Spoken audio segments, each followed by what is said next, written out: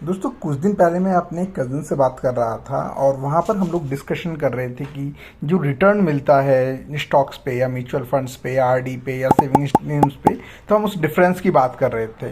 तो उसके बाद डिस्कशन के बीच में उसने एक स्टेटमेंट दिया कि 1% से क्या फ़र्क पड़ता है। थोड़ा सा मैं उन्हें समझाने की कोशिश कर रहा था कि जो एग्जिट लोट होता है और जो टैक्सेशन के बाद जो आता है, तो एक एक 2-2% का जो डिफरेंस होता है वो बहुत मैटर करता है। तो उसी बीच उसमें से उसका कज़न का रिप्लाई आया कि 1% से क्या फ़र्क पड़ता है। तो I was little bit shocked कि लोग 1% की पावर नहीं समझते। तो दोस्तों आज की वीडियो में मैं आपको इसी 1% का, कि अगर आप किसी भी तरह से या 1% टैक्स पे बचा लेते हैं या फिर 1% आप एग्जिट लोड में या जो ब्रोकेज वगैरह होते हैं उस पर बचा लेते हैं, तो वो फ्यूचर में जाके कितना डिफरेंस क्रिएट करता है, आज हम उसी के बारे में डिस्कस करेंगे। तो चलिए आज की वीडियो शुरू करते हैं बिना किसी देर के।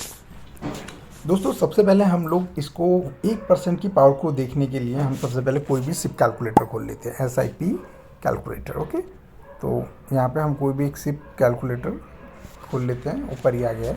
सिप कैलकुलेटर में कोई भी देख लीजिएगा। यहाँ पे मैं ग्रो का खोल लेता हूँ। ध्यान रहे मैं किसी का प्रमोशन नहीं कर रहा हूँ, फिर अपने कन्वीनियंस पर्पज़ से, एजुकेशनल पॉइंट ऑफ व्यू से मैं इसको यूज़ कर रहा हूँ। और ये कोई भी खोल सकते हैं आप। सिप कैलकुलेटर खोलिएगा और एक काम कीजिए, यहाँ पर हम अमाउंट कंसिडर कर लेते हैं 10,000 रुपये। ठीक है ना, कि 10,000 रुपये हमें पर मंथ करना है और हम मान के चल रहे हैं जो आपका एक्सपेक्टेड रेट रिटर्न है 7% है, यानी टैक्सेस वगैरह कटने के बाद लगभग आपके पास जो नेट रिटर्न आ रहा है वो लगभग 7% है। और टाइम पीरियड में यहाँ पे थोड़ा सा बढ़ा लेता हूँ, 20 कर लेता हूँ। 20 ईयर्स में क्यों कर रहा हूँ दोस्तों? क्योंकि जो कंपाउंडिंग का असर है वो आपको एक लॉन्ग रन में ही मिलता है। इसीलिए कहा जाता है कि इन्वेस्टिंग को हमेशा जल्दी शुरू करना चाहिए। ठीक है, और अब उसके बाद नीचे की तरफ हम लोग देखते हैं। अब नीचे देखोगे तो आप इसमें पाओगे कि आपका टोटल आपने इन्वेस्ट किया है 24 लाख रुपए, जिसमें आपको एस्टिमेटेड रिटर्न मिला है 28 लाख रुपए, है ना। तो लगभग 52,29,654 रुपये आपका बनता है ये, है ना, 7% के पॉइंट ऑफ व्यू से।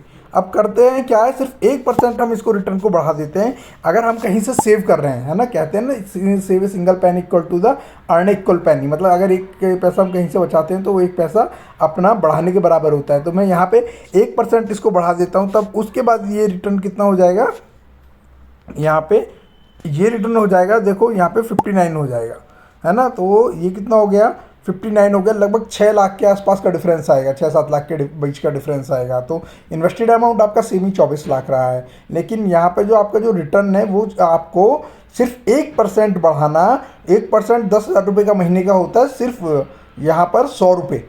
अगर आप 1% महीने का बढ़ाते हो तो ये 100 रुपये का, अगर मैं 20 साल में इसकी कंपाउंडिंग देख लूँ तो वो मुझे कितने का फ़र्क डाल रहा है, वो डाल रहा है लगभग यहाँ पर 6-7 लाख रुपए के बीच में। ठीक है ना। अभी मैं इसको 9 कर देता हूँ। सपोज करो 8 आप अर्न कर रहे थे, आप 9 कर देते हैं इसको, तो 9 में देखो आपको कितना मिलेगा। तो यहाँ पर कितना, लगभग 43 लाख के आसपास हो गया।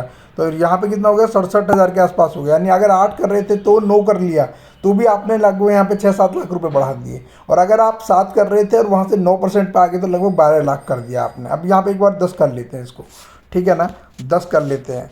तो सोचो देखो 1% के बीच में कितना डिफरेंस आ रहा है। ये कितना हो गया, एस्टिमेटेड रेवेन्यू होगी लगभग 76 लाख। तो 52 लाख से 76 लाख में 22 लाख का डिफरेंस आ गया। तो ये जो 1-1% है ना, ये बहुत कीमती होती है लॉन्ग रन में, कंपाउंडिंग में जाके, जिसको हम यूजुअली ध्यान भी नहीं देते हैं। 10,000 रुपये अगर हम कहीं इन्वेस्ट कर रहे हैं तो 100 रुपये सोचते भी नहीं है कि कितने हुए हैं, है ना। और ऐसे ही करके हम अगर मंथली 100 रुपये भी बचाना शुरू करते हैं, लॉन्ग रन में कितना इम्पैक्ट डालते हैं, ये कितना इंपॉर्टेंट होता है पावर ऑफ कंपाउंडिंग के अंदर। तो दोस्तों कुल मिला के इस वीडियो का ऑब्जेक्टिव यही था कि आप लोगों को एक चीज़ समझ में आए कि जो आपका इन्वेस्टमेंट होता है ना, किसी भी इंस्ट्रूमेंट के अंदर करो, वहाँ पर 1-1% बहुत मैटर करता है। और क्योंकि ये 1-1% लॉन्ग रन के अंदर जाके कंपाउंडिंग रोल प्ले करता है ना। और जो आपको इन्वेस्टमेंट वो कोशिश करो अर्ली से अर्ली। और याद रखना कि इन्वेस्टमेंट का जो कोई बेस्ट टाइम नहीं होता है। अगर आप आज भी शुरू करेंगे, या तो इन्वेस्टमेंट का बेस्ट टाइम होता है 20 साल पहले, या जिस टाइम आज हो उस टाइम पे, ऐसा बोला जाता है।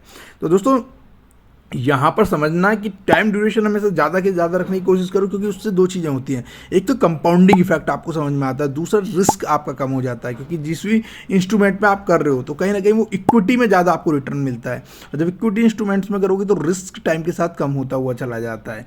और दूसरा, आप ना एक बार कोशिश करो अपनी रिस्क कैपेसिटी जरूर देखो कि कितना आप लॉस बर्न कर सकते हो शॉर्ट टर्म में, है ना। तो मतलब देख के होपलेस ना हो। तो यहाँ पर जो है ये जो रिस्क कैपेसिटी है ये भी अंदाज़ा लगाना बहुत मुश्किल होता है। ऐसा ना हो कि आप 10,000 कमा रहे हो तो 10 कैसे इन्वेस्ट कर दोगे आप, है ना। लाख कमा रहे हो तो कम से कम 10 कर दोगे, आपको कोई फर्क नहीं पड़ेगा। लेकिन लाख वाला बंदा कभी 100 रुपये के बारे में नहीं सोचेगा, है ना। और वो 100 रुपये कितने इंपॉर्टेंट हो जाते हैं लॉन्ग रन में, ये आप समझ ही रहे हैं। तो कुल मिला के कहना मैं ये चाहता हूँ कि आप कभी भी जब भी आप पर्सनल फाइनेंस पे जा रहे हो तो 1% की पावर को भी अंडर एस्टिमेट मत कीजिए। उम्मीद है दोस्तों वीडियो आपको पसंद आई होगी। अगर अच्छी लगी और मेरा कंसेप्ट और कहने का ऑब्जेक्टिव आपको क्लियर हुआ तो प्लीज़ फीडबैक जरूर दीजिएगा। सब्सक्राइब करो यार, क्योंकि 99.92% मतलब 99.2 लोग ऐसे हैं जो मतलब वीडियोस देखते सब्सक्राइब नहीं कर रहे हैं। So bad. और अगर कोई भी क्वेरी है तो कमेंट में आप पूछ सकते हो या व्हाट्सएप कर सकते हो। मैं कोशिश करूँगा एक शॉर्ट वीडियो आपकी क्वेरी पे बना दूँ। चलिए मिलते हैं नई वीडियो में कुछ नई इन्फॉर्मेशन के साथ। बाय।